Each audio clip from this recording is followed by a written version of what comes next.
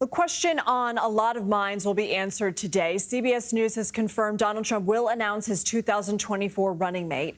His appearance at the RNC in Milwaukee will be his first public event since he survived an assassination attempt at his rally in Pennsylvania Saturday.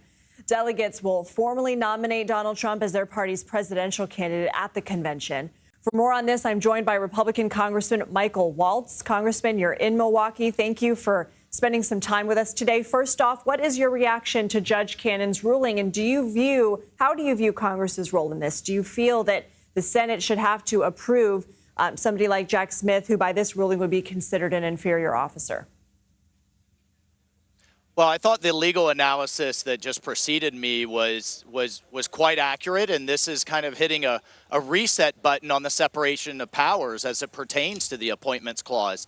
As your analyst said, look, the entire cabinet, going all the way down to undersecretaries, assistant secretaries, U.S. attorneys, all have advice and consent of the Senate. So you can argue whether those are superior or inferior officers, but Jack Smith was just kind of created out of nowhere, and we've had a history now of these special counsels. I think Justice Thomas rightly raised the concern in the immunity case. And at the end of the day, if you have someone with such a serious charge that is going to prosecute a former president of the United States and current leading political candidate, I do think Congress should be involved. Now, there's a further involvement for Congress here, and that's to settle the issue of the inferior officers and put appropriate statutes in place that appropriately define them. But Justice Cannon's point was there are no statutes that define this position, and therefore it's unconstitutional. Do you get a sense that your body would have motivation to do something like that, to draw up legislation?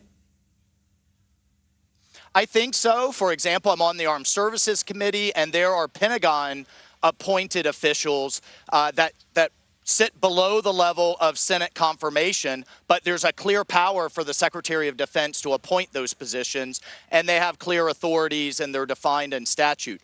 That is not the case with these special prosecutors, and I do think that's a place where Congress needs to act. Congressman, you're also on the Oversight Committee. Have you been briefed on the attempted assassination from Saturday? If so, what can you share with us? No, we are expecting that briefing sometime today, and then a hearing with Director Cheadle on Monday, a week from now. I have, however, been talking to agents who have been reaching out to me unofficially. They're upset, they're frustrated, and they've made very clear that on multiple occasions they have asked for more resources and been denied. That's for President Trump's residences, where there have been a number of incidences that we were unaware of, but also for these rallies. And what happens when they don't get the extra agents that they need for these rallies, they're then reliant on local law enforcement.